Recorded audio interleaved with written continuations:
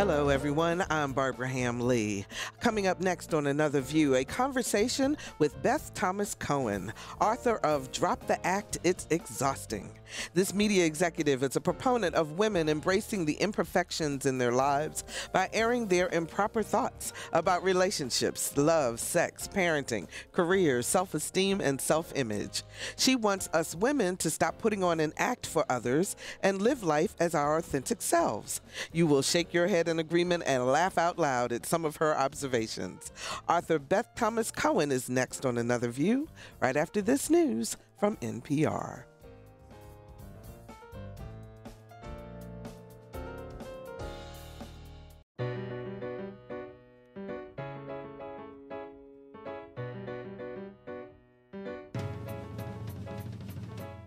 Discussing today's topics from an African-American perspective, this is Another View. Hello, everyone, and welcome to Another View. I'm Barbara Ham Lee. I want to start today's show by paying tribute and extending our condolences to the family of Ann Dearsley Vernon. She was a civil rights fighter, an artist, and an educator, and a personal friend of mine, and she lived a very, very full life. Ann was one of a few white students who actually joined students from North Carolina A&T State University at the Woolworth sit-ins in the 60s. And as a result of their actions, Woolworth actually changed its policy about serving African Americans in the store. So she did a lot for the Chrysler Museum, and she just loved the YWCA and many other organizations. And so we just want to extend our condolences from the family here at Another View. Beth Thomas Cohen says she is the first of her friends to get married, get pregnant, and start her own business. And she would share details of her life to her friends through email. But then she moved from the personal to musings about things happening to her and around her, like how much she despises stick figure family decals on the back of minivans. She looks at the struggles of modern womanhood with wit and candor in her book, Drop the Act, It's Exhausting. Please welcome Beth Thomas Cohen to Another View. Hi, Beth. How are you? Hi, Barbara. How are you? I'm doing great. I have to tell you, I stayed up last night and finished the book and laughed all the way through it. It really is. Yeah. It really makes you think and makes you look at yourself, but it's really amusing, too. Good. I'm so glad. It's a discussion topic book. Absolutely, it is. So explain to our audience exactly what you mean by drop the act. I mean, it's on so many levels. It means so many things. But for me, it's kind of embracing those imperfections in our lives and feeling okay with, improper thoughts about love and marriage and self-esteem and race, and judgment, which are my two favorite topics in the book, and not really feeling like you have to feel like you have to say sorry because you feel a certain way. Mm-hmm. And then I feel like if you do that, you're kind of more accepting of others and more loving and accepting of yourself. And when you really strip down and, accept who you really are. Mm-hmm. So that's kind of the way that I see it. So it's all about being honest, not only with yourself, but also with others. Yeah, and I feel like I always issue a disclaimer because people are like, "Oh, honest," and I don't mean honest like "thou shalt not lie" kind of honesty. I mean, because people are like, I'm like, yeah, have you lied? Yeah, I definitely lied in my life before, but like it's the truth in terms of relaying how you really feel, and always, from a place of yes, not from a place of no, mm-hmm. and with couth. But it's a communication thing and making sure that whatever you're conveying is a true message. And I just always looked for that whenever I had a different kind of pivotal moment in my life, whether or not it was having kids or getting married or succeeding in career life or whatever it was. I just kind of always looked for the truth on mm-hmm. things mm-hmm. and the real deal. And I think the only time I ever felt like I could really get some sort of truth, which is ironic because I was on her show, was like Jenny McCarthy's book called Belly Laugh. Uh-huh. This is 100 years ago, but she was one of the people that just kind of laid it all out there. And that was the only resource I could find, and that was only about pregnancy. So that was clearly not enough for me. Absolutely, because you touch on many, many topics. But I'm curious as to whether you think your ability to really just call things as they are has something to do also with your upbringing. Can you tell our audience about you growing up and what you had to face, which made a difference, I think? Yeah. Oh my God. I really don't think I could have. I don't think I could sit here and write a book and discuss these things had I not come from my background and all those kinds of things, because I've been in so many different sectors. Mm-hmm. So without all of that experience, I wouldn't feel like I had a lot to say that was warranted for people to listen. I was actually shocked people wanted to listen, but I come from a multi-racial background and cultural background, for that matter. My mom is white and my father is Black. And I went and complicated the situation and married a Jewish boy. So, as you put it, the United Nations. Truly, like, it's the United Nations. And I thought, oh, well, if I'm already dealing with the black and white thing, why not deal with the religious thing too? So yeah, I mean, it for sure. And I'm a product of divorce. I have half sisters, a real brother, stepmother. I mean, I have every different. I don't know. I think like I'm probably somebody's worst nightmare, but for me, it worked in my favor, and I think that for sure shaped my view on the world. Because even when you were in private school, there at some point you found that you were, quote, different than the other students you were going to school with. That's weird, because it's totally ironic. My father grew up in the Upper East Side in the projects, in the Riverton projects, and got an academic scholarship to a prestigious prep school by the name of Horace Mann in Manhattan, in the Bronx. And my mom grew up in the Midwest with tons of money and went to private school. And then they came and migrated over to the tri-state area outside of Manhattan. And I think their thinking was, A, we both went to private school and we're very fortunate enough that she could, but I think they kind of wanted to shelter me from the public school area because I would be so different. So their thinking was, throw me in this kind of academically forced school, and then that will be what she will focus on, and they'll focus less on race. And I do think that it was that way. I think, but as I got older and realized the other part of the world didn't work that way, was when I was like, oh, okay, maybe not. Maybe somewhere around the time you started dating? I mean, probably, yes. Yeah, when I started, yeah, I mean, I would say, I don't know if I was dating, because I think my mother would have a heart attack to know that I even kissed a boy at the age of 13.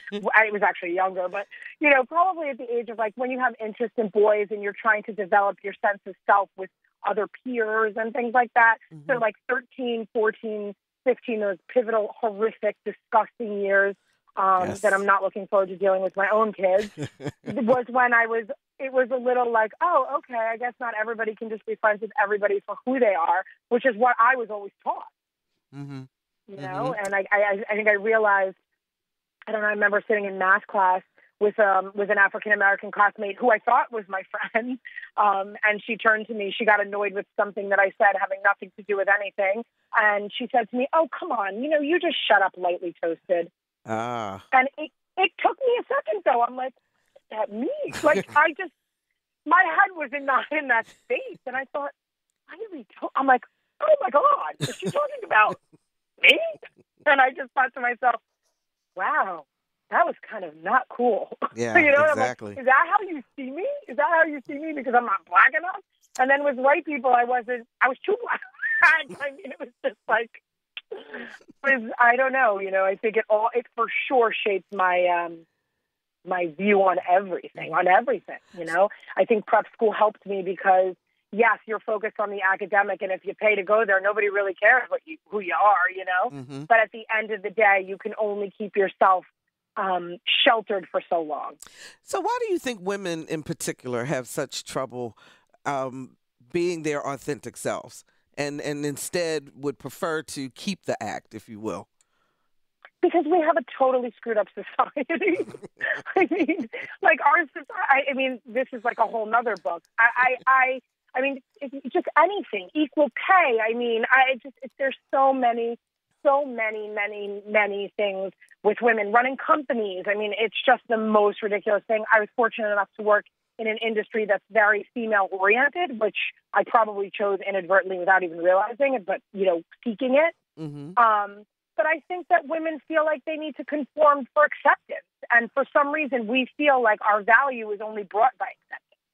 And, for whatever reason, it just doesn't resonate to people that we can just be who we are. And if people don't accept that, then okay, move on. It's how we are set up as a society, and given social media and life pressures and all those things in the world, it's just gotten increasingly worse. So do you think that social media has put even more pressure on people to be something other than they are? Oh, my God. I'm not even on Facebook. I'm the last person on the face of this planet. I'm in the media, and I am not on Facebook.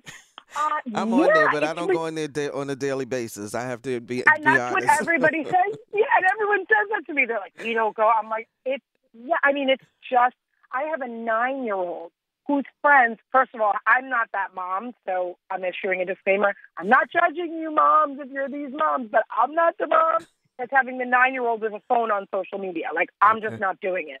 Maybe I'm more entrenched in it because I work in the media and I really know what goes on, but I'm not. And my daughter has friends on Instagram and Facebook and, posing.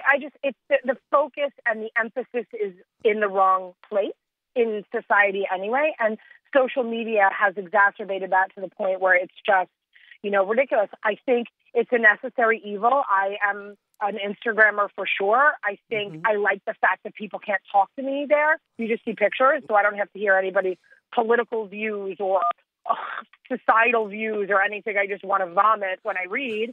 But I think at the same time, I put out a good day or a bad day. I'm not a smoke and mirrors girl. So when I get a 4D facial because I just turned 40, that picture's up there. For instance. You really do come out and show your authentic really stuff. Yeah, or if I'm having a not so cool day, I'm not putting up a quote about how blessed and beautiful everybody and my life is. I'm putting a quote up there saying I hate everyone. There's not enough wine in the world to make me feel better today. Which is often, by the way. I do have to say, I laughed out loud. You talked about your grandmother saying to you, when you're talking about love, and she said to you to make sure you find a man who loves you a little bit more than you love him. And I laughed out loud because my husband's aunt told me the exact same thing before we got married. And look, did it work? Did you marry somebody? Yes, I did. So did I. Absolutely, I did.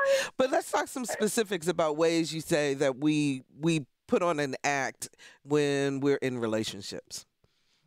I mean, I think for me, it's hard because I've been with my husband since I was 19. Or turning 20, 105 years, which 20, it's like dog years. So 20 years feels like 120 years or whatever.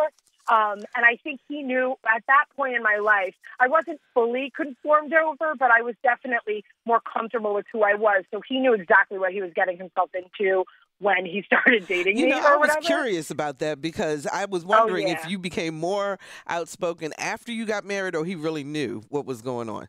Oh, no, he knew. Okay. I mean, he knew. I love, I'm going to say that I love my husband's family. I'm very fortunate to have a wonderful relationship with them as he does with mine. Mm-hmm. But I did walk into my, which I don't know even if I put this in the book. My husband's family is religious. Father's side is religious Orthodox Jews.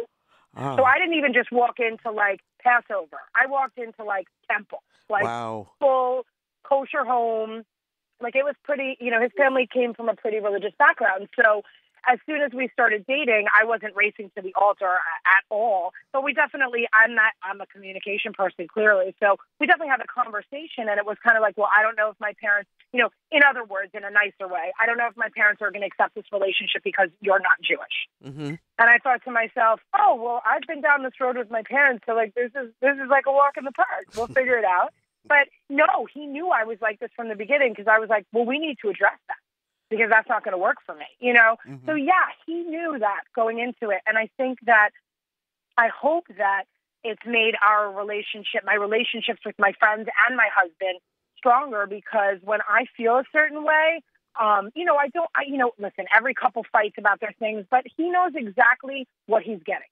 Mm-hmm. He knows exactly what he's getting. He knows the type of person I am, what I like, what I don't like. And I think because I'm that way, our relationship is a lot easier. And, there's not a lot of, hey, I'm going out with the girls tonight. All right, yeah. And by the way, I'm going to get super drunk. So just letting you know, don't, just lay it all out there so that there's no surprises. And I think it's made our relationship and my relationship with my friends, I've had the same friends for 30 years, 35 years. I mean, you talk about in the book about a dinner party that you went to where the gentleman, you became very vocal. Let's put it that way. Yes, the cake. Oh, I'm always terrible. You know how many times I've done that? I don't even have enough room in the book. No, it's bad. I don't like injustices. Mm-hmm. I'm a big person who doesn't like injustices. So I don't speak for the sake of speaking unless I feel like it's warranted. So if I feel like someone's being belittled or judged or attacked, I'm very much the person that kind of gets in between it.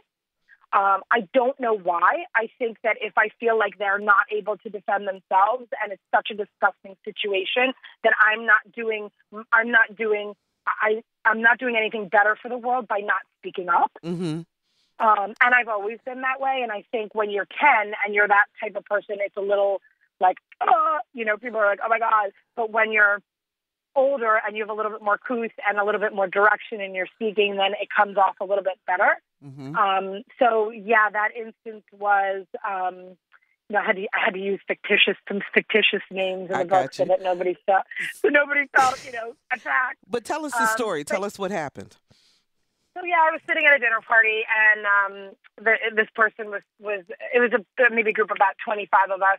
It was a holiday dinner, and she had been dating somebody, not an older woman, but this isn't like my teen years, so she was probably in her 50s or 40s, and she had been dating somebody for a couple of years, and I kind of always felt this way about him, but hey, not my chair, not my problem, until it's my chair and my problem. And we just sat down at dinner, and we were all just having coffee, and we started desserts, and everybody was like, so excited, chocolate cake and ice cream and da da da. And we were just passing around the cake, and everyone had a piece of cake, and we just kept talking, and then everyone kind of was like, what else do we have for dessert? And she went to take a second piece of cake, and her boyfriend said to her, and, it would be one thing to do this behind the scenes. I don't agree with it behind the scenes, but he's sitting at a dinner party with like 25 people, mm-hmm. and loud enough for everybody to hear. He said, do you really think you need that second piece of cake? You're a little, you're gaining a little here, and you insinuate it. Yeah, fully. I would have been mortified. I thought to myself, what, could you imagine how, first of all, I would have decked my husband if he ever said that in front of me, which he never would. But I literally would have punched him. And I thought to myself, she must feel as little as she possibly could right now, and everybody at the table heard it. And I thought to myself, I'm going to give it like 15 seconds. Somebody's got to say something. Why do I always have to be the person that I'm thinking? Nobody's saying anything. I'm just sitting there. Oh. And I'm like, I literally just go in front of everyone. I go, I'm like, you did not just say that to her. I'm like, you just insinuated, and no, you just blankly said she shouldn't have a second piece of cake because you think she's fat in front of 25 people. Wow. How did he react? Like, there was some, he just his mouth. I said to him, that there was something severely wrong with you and not with her. And he looked at me, and I was like, clearly you have an eating disorder, but why are you giving her one? And then I have to stop because it just keeps coming out like it's serious Tourette. It's like Tourette. And I'm like, and then I stopped myself for a second because Brian's head's down. My husband's head's down. I was going to say, what would Brian looks down like, oh my gosh, here she goes again, right? That's 1,000%. You nailed it right on the head. That's what he's thinking. And everyone else is just kind of like, I'm like, nobody can look down at their food any more than you guys all are. I'm like, you guys all heard this, and none of you were saying anything. But there's something so wrong with that. And he didn't say anything. He didn't say anything for the rest of the night. But here's the thing. Okay, so when we talk about women being authentic with each other and being good friends, what was her reaction? Yeah. Well, funny enough, they broke up and she married somebody awesome, just got to say. They broke up like a month later.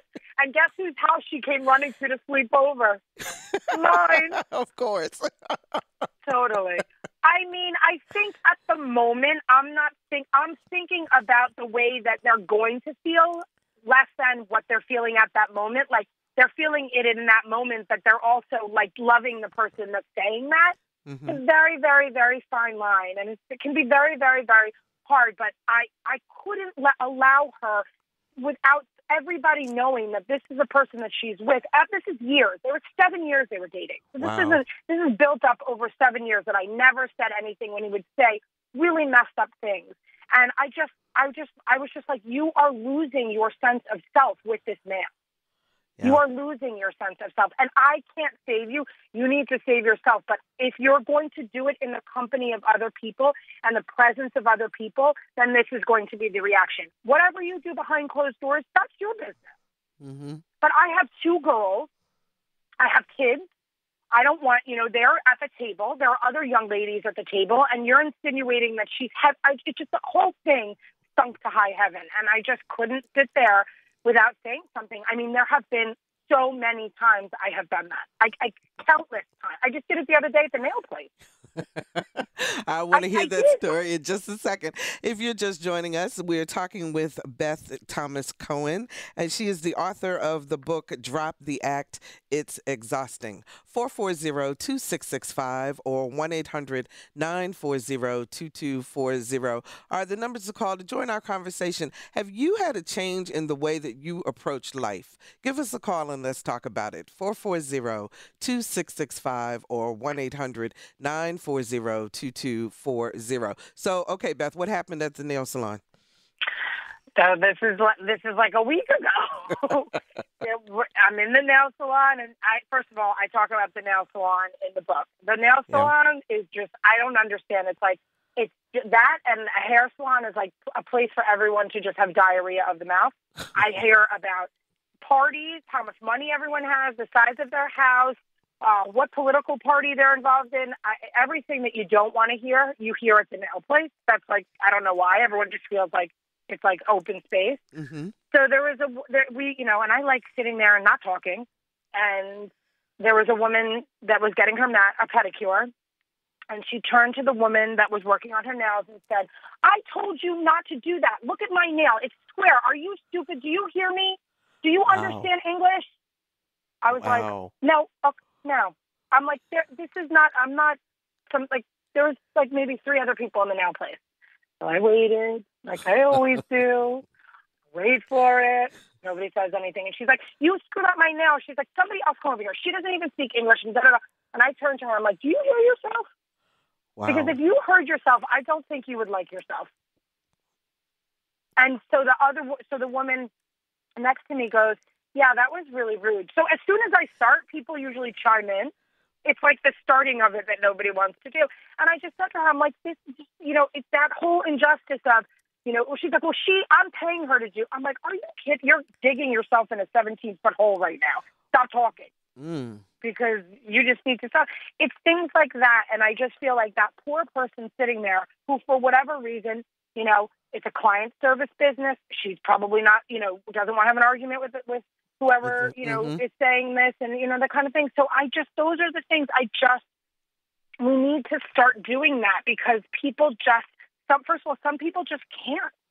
Some people just can't do it. And so I just have a tendency, to do that. And I feel so much, I had an interview the other day and they said to me, if you died tomorrow, you have 0 regrets. And you know what I said? I'm like, you know what? You're right. I don't. I have no regrets. I mean, maybe I'd like to party a little harder before I go. No, I'm just kidding. But I feel like I've hopefully said everything that I felt like I needed to say when I needed to say. Mm-hmm. And I'm hoping that has an effect on how other people perceive things and make them, kind of like food for thought before, they say things. But when you talk about being in a coffee shop and the reaction that you get with your daughter. God. So this particular instance, though, it made you, I guess your reaction, it I made was. you have to go back and think about how you're actually reacting to people. Can you tell us that story? I just had another one last week with that too, and it's Wow. 9 out of 10. It's 9 out of 10. So my youngest daughter, my 5-year-old, is like platinum blonde, and extremely fair. I mean, she looks like she's like off a Swiss Miss commercial. Like, I'm not joking. She's full on Shiloh Pitt looking. Mm-hmm. And my older one looks a little bit more like me. So Lila's my little one, and we get a lot of, you must be her nanny, you're not her mom, and I get it all the time. And I get it in a metropolitan area. Like, I'm 8 miles outside of Manhattan. I lived in the city for 18 years. You'd think living in this kind of exposed, focused business area that wouldn't happen. Wow. But it does. And it happens a lot. 9 out of 10 times I'm, no, she's my daughter. I know that she looks different than me. And then you'll catch me on an off day and I go totally postal. Like, it clicks me the wrong way. And in the book, I talk about a story when I was 6 weeks post having her, so I hated everyone anyway. And I mean, I'm not drinking, I'm breastfeeding, my boobs are bleeding, I'm bleeding, I hate my husband, I hate everyone, I'm miserable, I'm fat, I'm gross, it's everything. And so I should have stayed home. That's the bottom line, is I should have stayed home, but I didn't. Every woman who's had a child can relate to what you just said. I mean, I was disgusting. I didn't even know who I was. Plus, I was just angry at the world because my hormones were like nutso. And so I venture, oh yay, let me venture out to Dunkin' Donuts or Starbucks, wherever I was. And I was in line for coffee, and someone said, oh, she's so beautiful. I'm like, oh, thank you so much, thinking like, oh, I'm so glad I came out, And then she said to me, she's so beautiful. You're so lucky. Like, you must be the nanny. And you get to nanny for like the cutest girl ever or something like that. And like I said, 9 out of 10 times, I'm good. The 10th time, I just had the 10th time 2 weeks ago again. And I looked at her and I said, well, you must be in line for donuts because you're 450 pounds. And I'm like, oh my God, I need to go to jail right now. Someone needs to put a muzzle on me. There is something wrong with me. I have clearly had a kid and lost my mind. I just insulted somebody about their weight. I'm not that person. Oh my God. I mean, I felt, the self-loathing was enough to kill me. I mean, I got out of line. I looked at her. I don't even think I apologized because I was so mortified that I would talk to somebody like that. It's everything against what I believe in. And I walked back with the stroller in the city, back to my apartment, hysterically crying.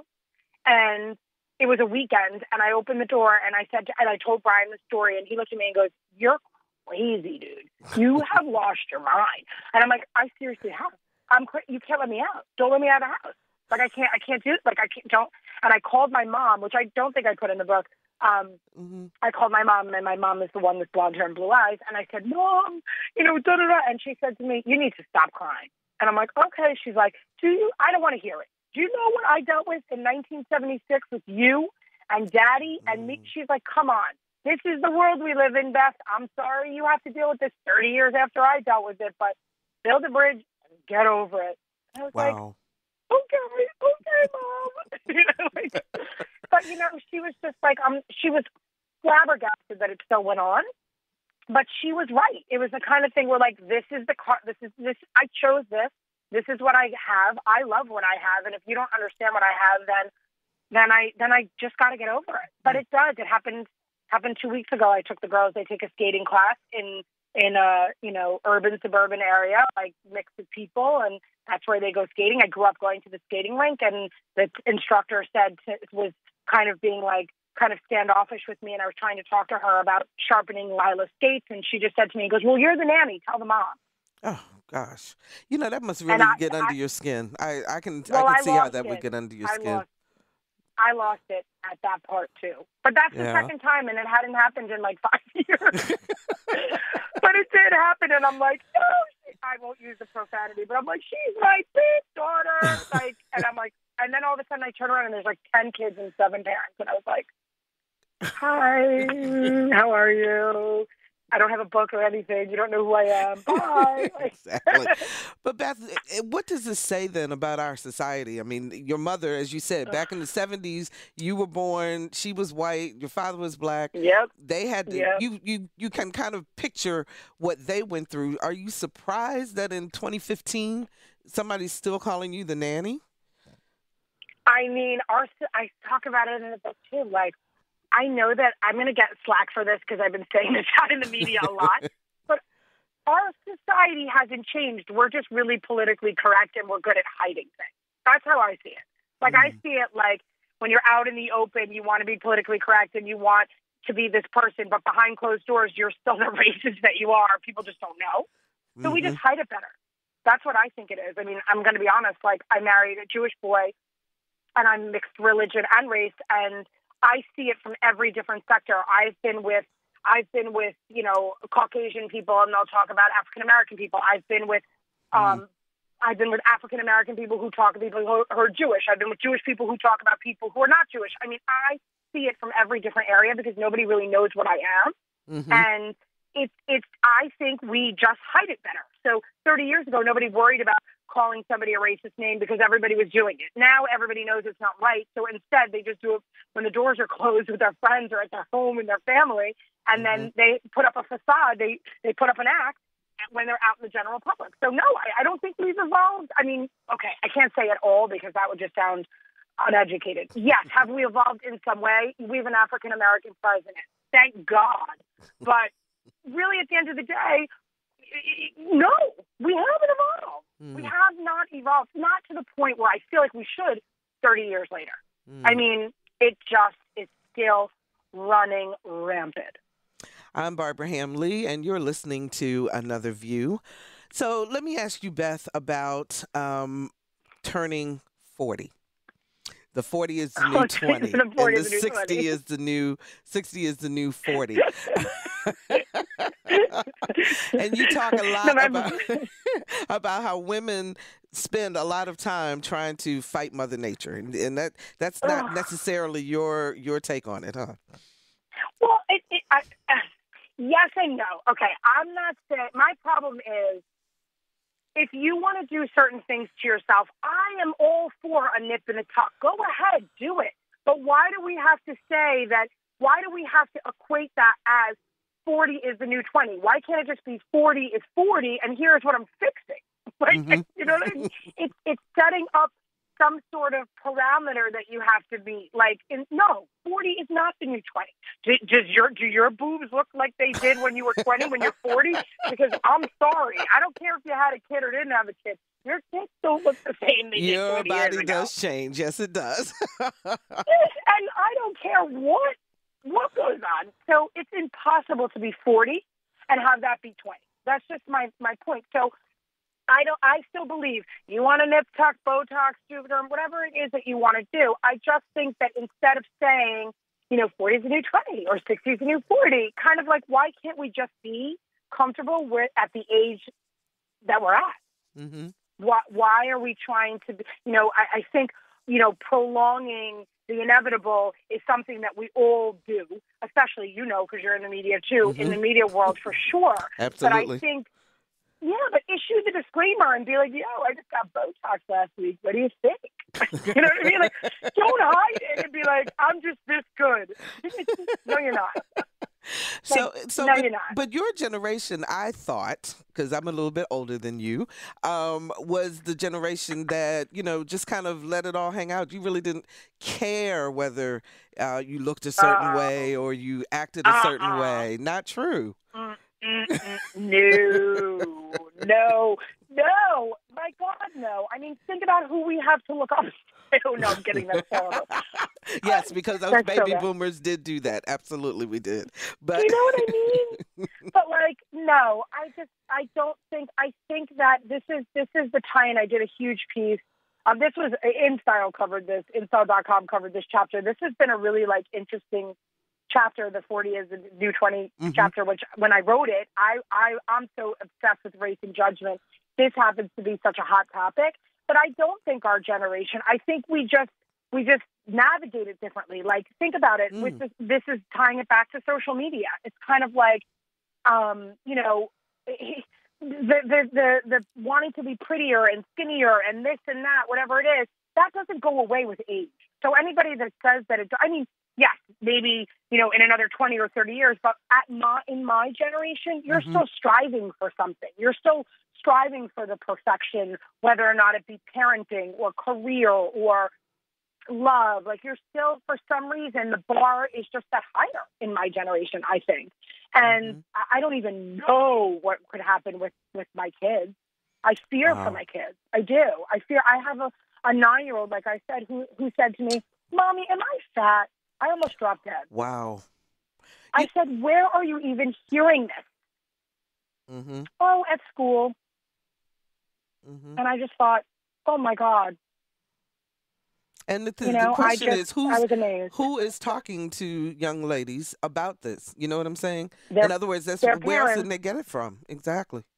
Their parents. It's like it's so interesting. And now that I'm like having the book out and reliving my childhood through my girls, you know, especially because I have girls, and kind of really even taking a deeper look at myself and the world because I have girls and reliving it with them. And I just, even last night, she was crying because so-and-so wouldn't talk to her because she's friends with, I just thought to myself, oh my God, girls are just horrible. And it's the same girls, and it's the moms I cannot stand. It's the same exact cycle. And I thought it's so interesting because I attribute such a huge amount of my thinking and success to my parents. I do. And it starts in the home. It doesn't have to stay in the home, but it starts at home. Right. All of it, judgment, racism, views, fat, thin, focus, any of that. In the home. The home. You know, and the other thing that I thought was really interesting that you brought up was the whole idea of teaching our kids that it is that you don't, if you're failing at something, then we're going to take away that. Doing it. Right, you just stop doing it. We're going to take away that option so that you will feel good about yourself. That's not. You don't believe that's how you build self-esteem. So I really don't. I was watching the news last night on like Fox News up here, and they had a segment about. I just was like, yes, about how this whatever particular person they were talking about thinks that kids need to learn to lose. Yeah, you got to lose. You can't get a trophy for lose. It's mind-boggling to me to be like, you know, you lost, you won, but you all get trophies. Right. For what? Because life is not like that. Hello. Hello.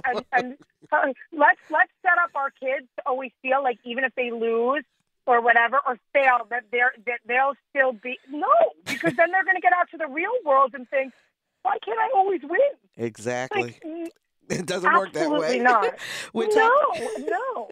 We're talking with Beth Thomas Cohen, author of Drop the Act, It's Exhausting. Anita joins us from Chesapeake. Hi, Anita. You're on the air. I just wanted to say thank you for this show, and thank you for taking my call. And what a refreshing guest you have on. And I feel like I just want to say yay, because there's another person out there that's just like me. And yay! Thanks, Anita. Sometimes it's very hard to live our lives because we're so outspoken, and it just stops people in their tracks. And yes, you just have to come to, I had to come to the realization, I think I was about 35 when I realized that some people are going to love me and some people are going to hate me based on their conception of who they thought I was. Yes. And who they are. Interesting. I've continued, and of course, now I'm 60. I'm afraid that it's gotten worse. My outspokenness, God help me by the time I'm 70. Anita, thank you so much for the call. We really appreciate it. But but I understand what she's saying, because now some people will say, Beth, that this outspokenness, this kind of I know. filterless I already way know what you're going to say. is just but it's just a part of getting older. That when you hit your 50s, people say, you know what, you don't care anymore because you've been through it and you just don't care anymore. I know, but my point is, why are we waiting until we're 50? Got you. You know, why are we waiting to feel that way until we're 50? That's a good 30 years you wasted waiting to be like, why are we waiting till we're 50? You know, it seems crazy. It really seems crazy to me. And I just think that, Hello? I don't take a particular position in the book. I basically open up a can of worms and say, discuss, talk amongst yourselves, because I don't take a particular judgment on things. What I'm hoping is that people will realize there is a way to do this. I don't think everyone should just diarrhea of the mouth of every thought that comes to their head and just spewing it. Right. That's not what I'm trying to say. What I'm trying one is, if you feel a certain way about something, then there is a way to convey your feelings with truth and from a place of yes, not a place of no, not a negative place. Got and on you. top of that, instead of hiding behind, for me in the area that I live in, unfortunately, I toy with it every day. There's a group of not specific women, just in general women who, kind of feel like they have a lot of money, or their husband has a lot of money, and they're responsible for the kids, and they want to have the perfect life, perfect wife, perfect house, perfect car, perfect clothes. And it's like they're clones of each other, and they don't know how to. And I think if they allowed themselves to be who they really were, then they wouldn't feel like they needed safety in numbers, and they wouldn't worry about being an oddity. And I think that's a lot of the facades people put up, and they build those walls, and then they just go through life, and then they never have the chance to say, like, am I really who I want to be? Do I really want to be friends with these people? Do I really want to be exactly like them? Do I want to do everything in same school and same church or same temple or same, everything is just easy. Right. Just because you've conformed to whatever norm that is. And instead of being yourself. Yeah, those are the two big, big messages. Let's see. Dan joins us from Virginia Beach. Hi, Dan. You're on the air. Hey, thanks for taking my call. Sure. I love this topic of conversation because I am a chaplain's kid, born, Navy brat, the whole 9 yards. So basically why I said that is myself and my family, wonderful people that they were social face. I was taught at 4 and 5 years old, you put on the social face and you, hi, how are you? And, all this kind of good stuff. Social graces, yeah. What you're thinking sometimes, gee, I wish you hadn't said that, or gee, whatever. Right. I found out later, and I admire your strength. I really do. And I admire my adopted brother and sister-in-law because I'm an only child. I tell everybody I'm the best advertisement of birth control in 53 years. My sister-in-law is just like you in the fact that, you know what, she's going to let you know what she thinks. And I think people respect that a lot more than folks like myself who just sit back and say, oh, well, okay, you take care, have a good day. Got you. I found out later in life, and I'm 53, by this older Southern lady, my mother was from North Carolina, that we Southerners can say anything bad about anybody we want to, as long as we say, bless their heart. Like, look at that little boy coming up. Isn't he the ugliest thing you ever saw? Bless his heart. Bless your heart. Bless your heart. You know what? Dan, thanks so much for that call. I kind of love that. And you know what? He has a point because I've heard that many, many times. So I want to ask you, we've got about 4 minutes left. And believe me, this hour has flown by. But I want to ask you, Beth, what act are you still working on to drop? All of them. Every single one of them. Every different one every day. I think the one thing that I have really come full circle is being able to communicate my feelings about things in a way that doesn't hurt anybody's feelings, but really from a good place and wanting to communicate so that we could get to a deeper place in our relationship. Give me an example. I feel like that I've pretty much, I think they would agree with that too. Every single thing in my book, I still have to work on. Every single thing. I mean, I will catch myself, being in a situation with one of the people I feel like needs to drop the act, and then all of a sudden I'm putting up an act because they're not dropping their act, and I have to check myself, and I'm like, wait a minute, who am I? Wait, no. I don't want to be that person. Back up. And I walk out of the conversation, I'm like, oh, that's not what I wanted to do. I just stooped to your level, and oh my God, I have to work on myself, and all of the acts that, they're dropped. They are, but I can always bring one back up, and I have to work on all of them. Oh, no. All of them. Every day I try. So what do you tell people, especially women, who want to start to drop the act? I mean, you're right. You just don't wake up one morning and say, I'm never going to act again. I'm going to just be who I am. So what do you advise them to do to get started? I feel like, everyone always says, go with your gut. Like, there is I believe in that wholeheartedly. And so if there is a part of you that feels a certain way about something and is generally wants to suppress that feeling, feel it for a second. It might not be pleasant, but feel it for a second, because I think if you stop for a minute when you're feeling your gut like that, you'll realize whatever it is that you want to convey or communicate or not say or decide will then eventually help you drop the act, because you'll recognize something that you normally don't want to recognize or don't recognize. But if you take that moment and you feel your gut and you're just like, something feels off about it, like, stop for a second and try to figure out maybe what that is. And I think eventually it'll start to happen when someone speaks to you a certain way and you've just accepted it for so long, and then all of a sudden you realize this isn't really what I want, or that it's there but you don't want to address it. Just try. Okay. You'll feel so liberated. Absolutely. And one last question I have for you, and that is, which one do you prefer, red or white? Red! Oh, my God. Red till the day is long. I know. I'm a red, too. Absolutely. But I'm not. I'm an equal opportunist. The book is called Drop the Act. It's exhausting. Beth, where can we find it? Everywhere. Amazon.com is probably the easiest. Barnes & Noble, Walmart, Target, and probably, maybe your little book specialty stores. Okay. And what's your then tell us your website. Website is BethThomasCohen.com. And then my social media, I have Twitter and Instagram I'm crazy obsessed with. And it's at Beth Thomas Cohen. Okay. Thank you so very much for joining us here on Another View. We really appreciate it. And we are all going to work on dropping the act. You take care, Beth. Thanks, Barbara. You take care. And we'll be right back.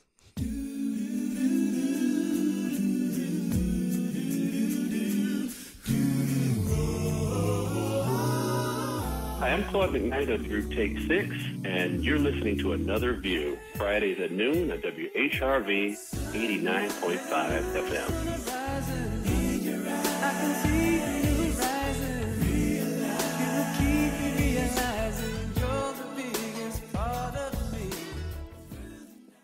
What a delightful person, Beth Thomas Cohen.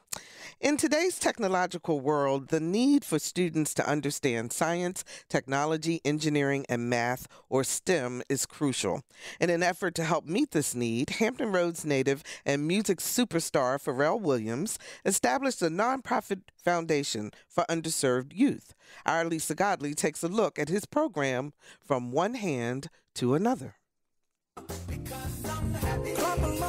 Virginia Beach native Pharrell Williams has proven himself as a giant in the music industry, and the Grammy Award-winning singer, songwriter, and producer has made it a point to give back to the community he calls home. What education does is it provides you more than just the information. It also gives you a how-to. It also gives you invaluable application that you get from studying different techniques.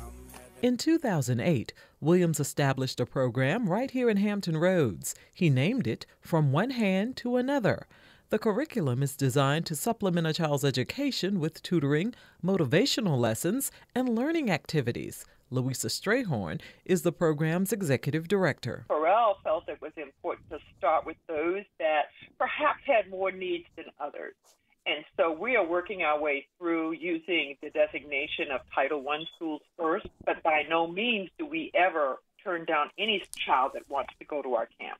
Pharrell's mother, Dr. Carolyn Williams, serves as the chairwoman of the board for From One Hand to Another, as well as the director of education. We know that even if you are not quote-unquote underserved, there still may be some interest or some opportunities that can definitely assist. So we are open to everyone, but we started initially there to try and create a foundation, a basis of working with the children, but definitely wanting to inspire those individuals. Strayhorn says their mission is to change the world one child at a time by providing them with the tools and resources they need to meet their unique potential. She calls it stopping the brain drain. We in this country do not really have the luxury of throwing away any child. We need every single one of them in order to make this country great. So for me, that mission is so important, but it is one of those where I am lucky enough to be involved in trying to make sure that we reach as many children as possible. Strayhorn says once a child enters the program, they want to make sure they not only learn something, but have fun doing it. Children are tested so much with the SOLs and a number of things that they have no one to point out to them the really fun things that can be done, that can keep them interested in learning. And so our project-based programs really give them an opportunity not to just stare at somebody's face, but to actually put their hands on a project and create something for themselves. So I think we're excited that this seems to be working. The program focuses on science, technology, engineering, arts, math, and motivation, or STEAM, and partners with other educational institutions like NASA to create interesting and engaging programs like the one they call Rockets to Race Cars. We use the race car to teach the children math and friction and all of the different terms and what speed means. We allow the children the opportunity to be able to build their own business and actually do presentations on what it is, like Shark Tank. Dr. Williams estimates that From One Hand to Another helps about 3,000 students a year.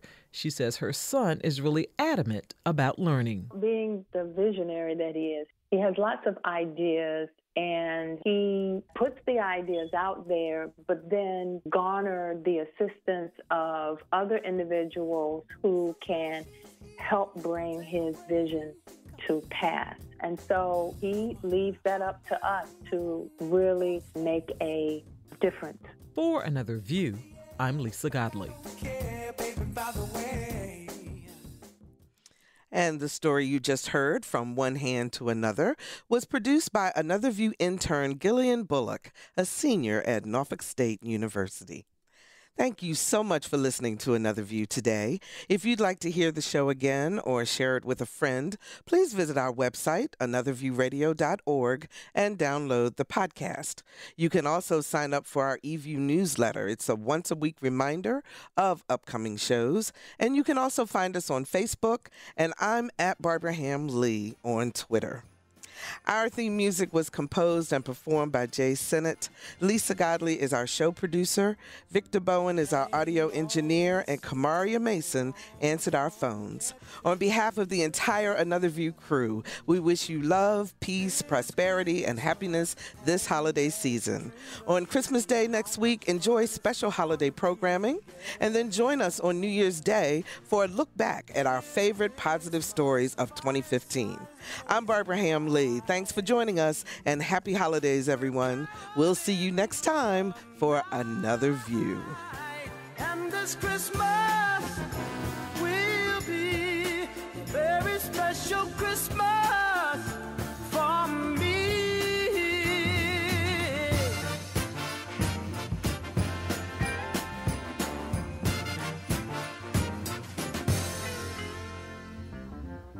Presents and cards are here.